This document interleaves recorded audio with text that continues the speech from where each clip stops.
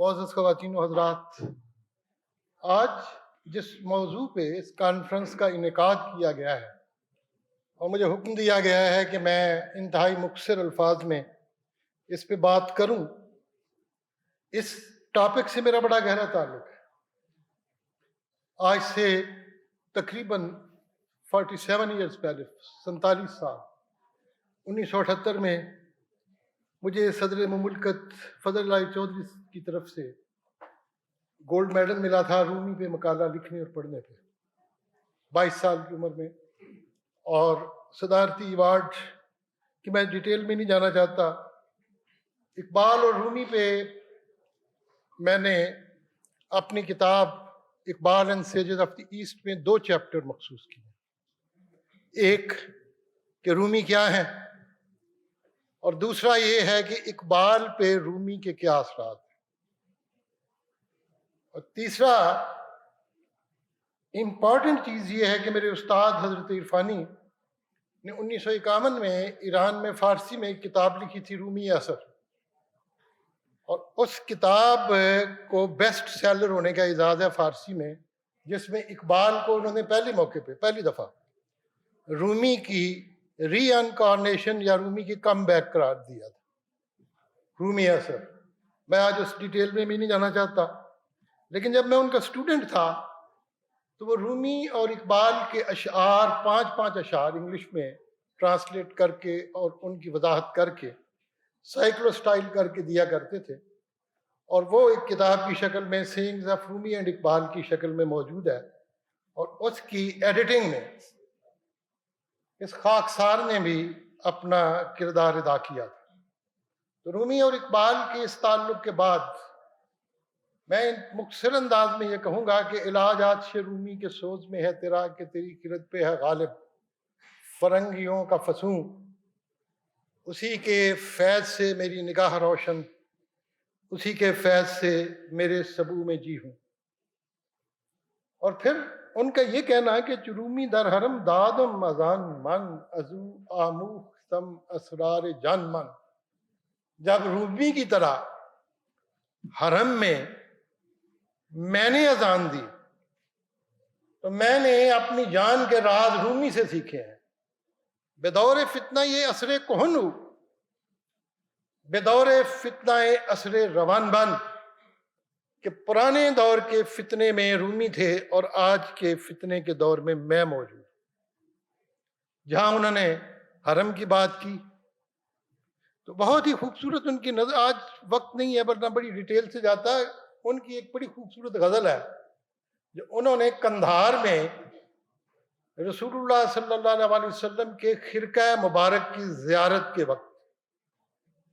بیٹا اگر آپ نے نہیں سننا تو آپ خاموشی سے چلے جائیں، I'll not tolerate this thing. Be quiet.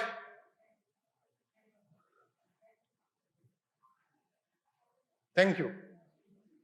تو اس غزل میں اقبال نے کہا کہ دیر مغان آیم بی گردش صحبا مست، در وادی لابودم بابادہ اللہ مست، کہ میں مغوں کے مندر سے آتش کدے سے آ رہا ہوں، از دیر مغان آیم بی گردش صحبا مست، شراب کی گردش کے یا جام کے بغیر مست ہوں، در وادی لابودم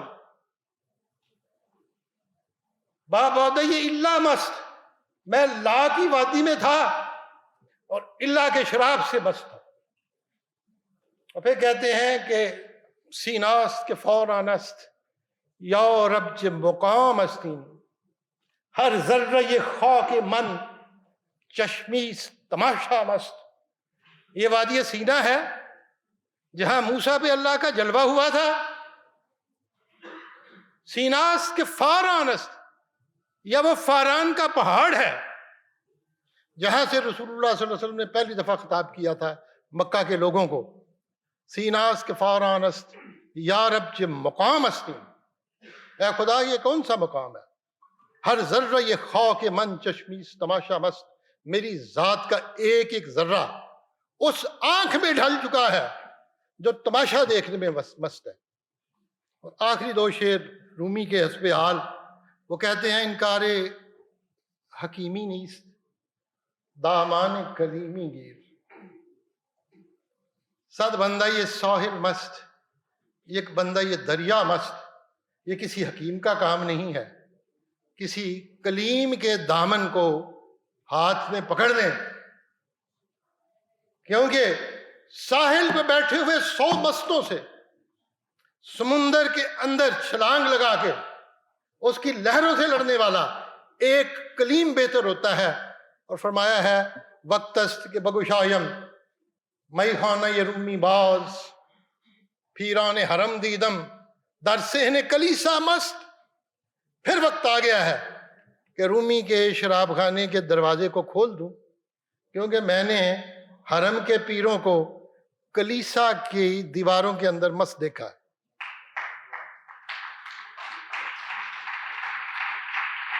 یہ رومی کے ساتھ ان کا تعلق ہے۔ اور جب وہ اسرار خودی کا آغاز کرتے ہیں تو آغاز کرتے ہی اسرار خودی میں کہتے ہیں روی خود بے نمود پیر حق سرشت کوب حرف پہلوی قرآن نوشت۔ مجھے اس پیر کی زیارت ہوئی ہے جس نے پہلوی زبان میں قرآن پاک کو لکھا ہے، فارسی میں، اور کہا گیا ہے گفت ہے دیوانہ یہ ارباب عشق جرائی نوشت شراب نابیش۔ اس نے مجھے کہا ہے کہ اے اصحاب عشق کے دیوانے، عشق کی خالص شراب سے ایک گھونٹ پی لے۔ زن سخن آتش بے پیراہن شدم مثل نئی ہنگام آبستن شدم۔ اس بات سے میں اس طرح ہو گیا جیسے میرے کپڑوں میں آگ لگ گئی ہے۔ زن سخن آتش بے پیراہن شدم مثل نئی ہنگام آبستن شدم، اور بنسری کی طرح میرے ذات کے اندر سے ہنگامے پھوٹنا شروع ہو گئے۔ اور کہا گیا ہے پیر رومی خاک را اکسیر کرد از غبارم جلوہ تعمیر کر۔ پیر رومی نے میری مٹی کو اکسیر میں بدل دیا، اکسیر میں، ہر مرض کا علاج۔ از غبارم جلوہ تعمیر کر، میرے گرد و غبار سے انہوں نے جلووں کی تعمیر کر دی۔ یہ ہے آغاز ان کا۔ اور جب ہم ان کے عروج پہ پہنچتے ہیں جاوید نامہ پہ، جس کو میں اقبال کا ماسٹر پیس کہتا ہوں، تو اس کے آخر میں کہتے ہیں پیر رومی را رفیق راہ ساز تا خدا بخشت ترا سوز و گداز۔ پیر رومی کو اپنا راستے کا رفیق بنا لے تاکہ اللہ تمہیں سوز و گداز ادا کرے۔ زن کے رومی مغزرہ دانت سے پوس پائے محکم فتد در کوئی دوست۔ رومی کو اصل کا، اندر کا اور باہر کا پتہ ہے، اس لیے اس کا پاؤں اگر پڑتا ہے تو محبوب کی گلی میں پڑتا ہے۔ شرح او کردند اورا کس ندید مانیے چون غزالت مارمید۔ رومی کی وضاحت بڑے لوگوں نے کی لیکن اس کے اچھی طریقے سے دیکھ نہیں سکے، اور اس کے معنی جو ہیں رومی کے، وہ ہرن کی طرح ان سے آگے بھاگ گئے۔ میں نے 2024 میں امریکہ کی مختلف یونیورسٹیز میں جب لیکچرز کے لیے بلایا گیا تو میں نے دیکھا کہ ہر جگہ رومی کا ذکر ہوتا ہے بٹ لیس قرآن۔ رومی سے قرآن کو نکال کر رومی کی بات کر، بین الاقوامیت کی بات کر۔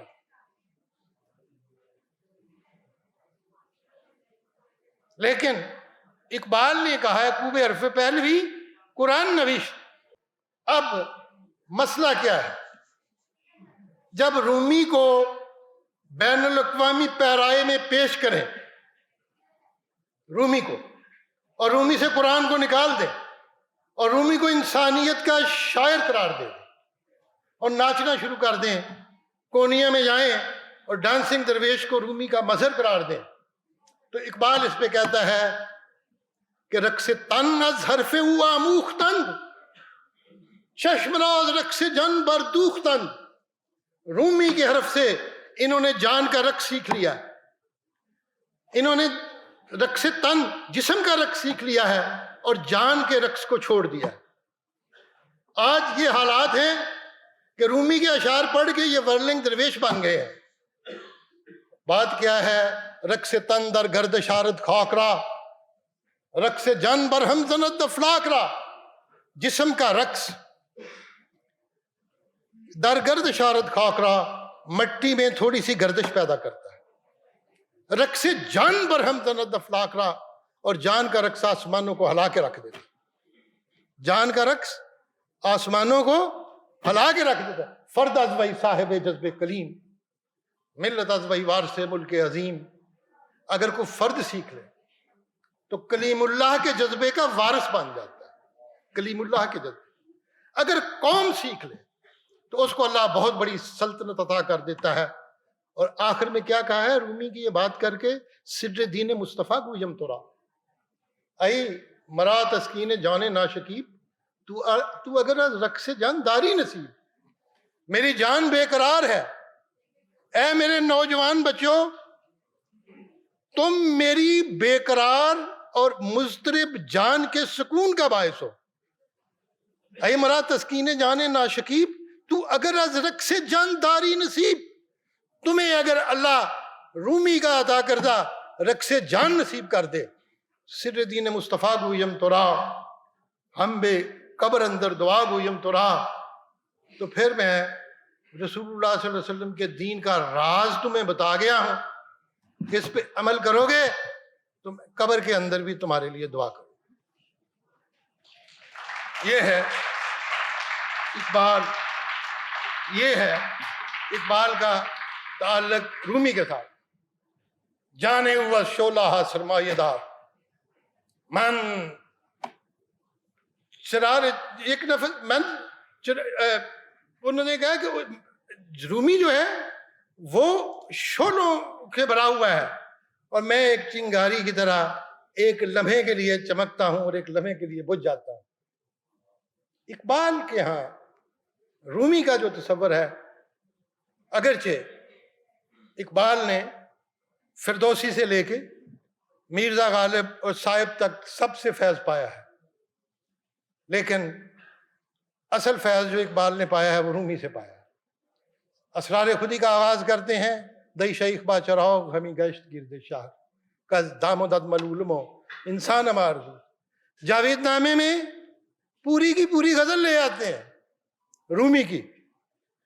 آپ ان کی کتاب پڑھیں، مثنوی مسافر پڑھیں، مثنوی پس شباویت کر دئی اقوام شرق پڑھیں، پھر رومی نظر آتے ہیں۔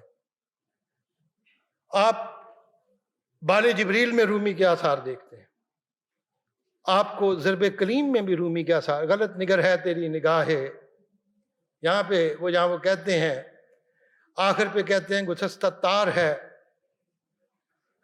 تیری خودی کا ساز اب تک، کہ تو ہے نغمہ رومی سے بے نیاز اب تک۔ گسستہ تار ہے تیری خودی کا ساز اب تک، تیری خودی کا ساز جو ہے اس کی تاریں ٹوٹی ہوئی ہیں، اور تو رومی کے نغمے سے بے نصیب ہے۔ اور پہلے کیا کہتے ہیں، غلط نگر ہے تیری نگاہ نیم باز اب تک، تیرا وجود تیرے واسطے راز ہے اب تک، تیرا نیاز نہیں آشنا یہ ناز اب تک، تیری نماز میں تیرا ہے قیام سے خالی تیری نماز اب تک۔ اقبال نماز کے میں قیام کہتے ہیں بغاوت کرنے کو، جس میں وہ کہتے ہیں نا کہ نمازی گر گئے سجدے میں جب وقت قیام آیا، تو یہاں قیام سے مراد بغاوت ہے اور سجدے سے مراد اطاعت ہے۔ اور اقبال کہتے ہیں کہ تمہاری نماز قیام سے اس لیے خالی ہے کہ تم رومی کے نغمے سے بے نیاز ہو۔ اور میں اسی پہ ختم کروں گا سر، وقت است کہ بگشایم مئی خانہ رومی باز، پیران حرم دیدم در صحن کلیسا مست، در صحن کلیسا مست۔ اور اس میں جو ہے کہ دئی کافر کی دیدم در وادی بطحا مست۔ اقبال نے اپنے آپ کو رومی کے سپرد کیا ہے اور رومی کی تلقین کی ہے کہ ہم رومی کو فالو کریں۔ بہت شکریہ، تھینک یو۔